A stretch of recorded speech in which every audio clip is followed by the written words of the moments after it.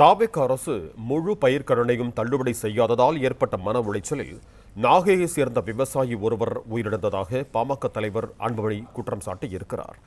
இது தொடர்பான கூடுதல் விவரங்களோடு இணைகிறார் எமது செய்தியாளர் பாண்டியராஜன். வணக்கம் பாண்டியராஜன், உங்களிடம் இருக்கும் தகவல்களை சொல்லுங்க.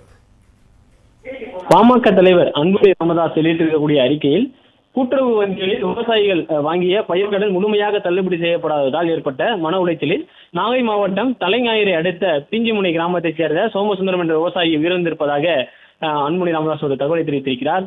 இந்த செய்தியிலிருந்து அதிர்ச்சி அடையவும் வேதனை அடைந்திருப்பதாகவும் அவர் குறிப்பிட்டிருக்கிறார். சிறு குறு விவசாயியான சோமசுந்தரம் அங்குள்ள கூட்டுறவு வங்கியில் தனது நிலத்தை அடகு வைத்து 85,000 கடன் வாங்கியிருந்ததாகவும் தமிழ்நாட்டில் தாவேக ஆட்சி வந்ததை தொடர்ந்து தமது வேளாண் கடன் தள்ளுபடி செய்யப்படும் என்று அவர் எதிர்பார்த்திருந்ததாகவும் குறிப்பிட்ட அன்புமணி ராமதாஸ் அவர்கள், ஆனால் இருமுறை கடன் அறிவிப்பு வெளியிடப்பட்ட போதும் ரூபாய் 75,000 வரையிலான கடன்கள் மட்டுமே முழுமையாக தள்ளுபடி செய்யப்பட்டிருப்பதாகவும், சோமசுந்தரம் வாங்கிய கடன் முழுமையாக தள்ளுபடி செய்யப்படவில்லை எனவும் குறிப்பிட்டிருக்கிறார்.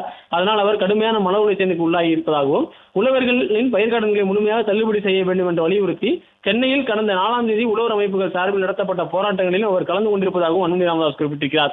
போராட்டத்தை முடித்துக் கொண்டு நேற்று அதிகாலை 3:30 மணிக்கு வீடு திரும்பிய அவர் அடுத்த சிறிது நேரத்தில் சுருண்டு விழுந்து உயிரிழந்திருப்பதாகவும், அவரது மறைவுக்கு முழுமையாக கடன் தள்ளுபடி செய்யப்படாததால் ஏற்பட்ட மன உளைச்சல் தான் காரணம் எனவும் அன்புமணி ராமதாஸ் குற்றம் சாட்டியிருக்கிறார்.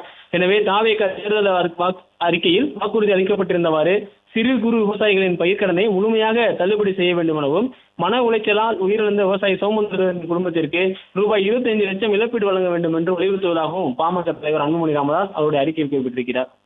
பிளே ஸ்டோர் மற்றும் ஆப் ஸ்டோரில் இருந்து பாலிமர் செயலியை QR கோடு மூலம் பதிவிறக்கம் செய்யுங்கள். செய்திகளை உடனுக்குடன் பெறுங்கள்.